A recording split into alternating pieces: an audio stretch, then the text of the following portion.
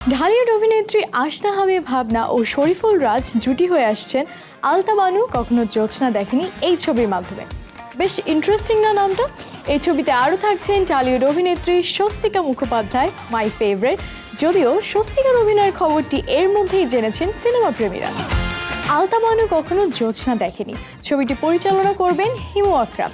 এর মধ্যেই ছবিটিতে চুক্তিবদ্ধ হয়েছেন আসনা হাবিব ভাবনা।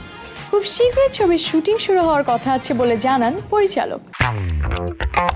এই তথ্য নিশ্চিত করে একটি সংবাদ মাধ্যমকে অভিনেত্রী ভাবনা বলেন, 2 মাস ধরে ছবিটিতে কাজের ব্যাপারে পরিচালকের সঙ্গে আমার কথাবার্তা চলছিল। ছবির গল্প ও আমার চরিত্র দুটোই ভালো লেগেছে। চূড়ান্তভাবে সিদ্ধান্ত নেই ছবিটিতে কাজ করব, এরপর চুক্তিবদ্ধ হই।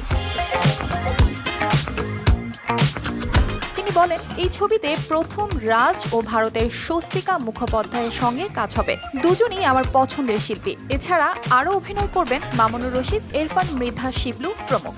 ভাবনা বলেন, আমি সাধারণত যে ধরনের গল্প ও চরিত্র পছন্দ করি সেই ছাপ এখানে আছে। আমি সব সময় আগের করা ছবির গল্প ও চরিত্র থেকে নতুন ছবির বেলায় ভিন্নতা খুঁজি। এ ছবিতে সেটি আমি পেয়েছি। তিনি বলেন, ছবির গল্প ও আমার চরিত্র সম্পর্কে বিস্তারিত বলা মানা আছে পরিচালকের তরফ থেকে। এতটুকুই বলি, একটি সংগ্রামী চরিত্র জুলেখা, আর এই ধরনের চরিত্র আমার পছন্দ। অভিনয়টা করা বা দেখানোর সুযোগ থাকে এই ধরনের চরিত্রে। শরীফুল রাজ সম্পর্কে এই অভিনেত্রী বলেন, তার হাওয়া ছবিটি দেখার সুযোগ হয়েছে, তার অভিনয় ভালো লেগেছে।